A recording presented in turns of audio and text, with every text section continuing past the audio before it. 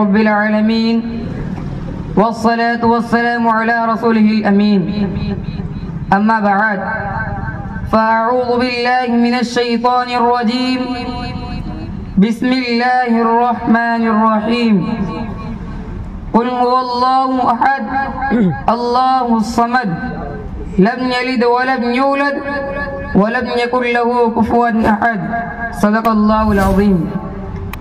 सन्माननीय कार्यक्रमाचे अध्यक्ष व सन्माननीय सज्जनो, मला तुमच्या समोर तौहीद विषयात भाषण करण्याचा अवसर भेटला.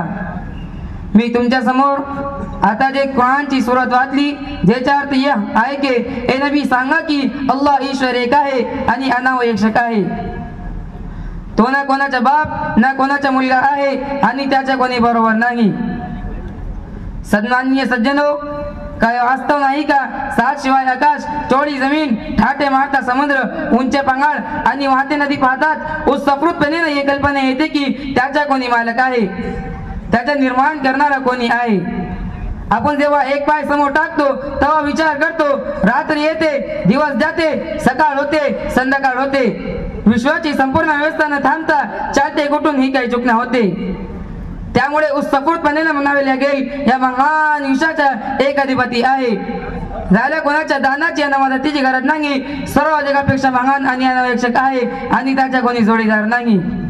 जेव्हा अल्लाह ताला म्हणाला लव कान फीहिमा आलिहतुन इल्ला अल्लाह लफसदता, जर अल्लाह शिवाय स्वर्ग आणि पृथ्वीवर कोणी देव असते तर तो केसरले असते. तिच्या शब्दाला तोहीचे आमंत्रण म्हणते.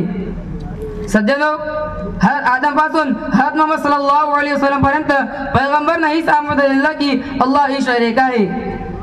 सज्जनो, काही वास्तव नाही का कोणा गावाचा दोन राजा नाही होऊ शकते, कोणा गावाच्या दोन सरपंच नाही होऊ शकते, कोणा शाळेच्या दोन अध्यक्ष नाही होऊ शकते, तर काही जगाच्या दोन शासक कसा होऊ शकता. म्हणून मी अल्लाह कडून प्रार्थना करतो आम्हाला तौहीद प्रस्त बनवा आणि शिर्क पासून आमची सुरक्षा करा.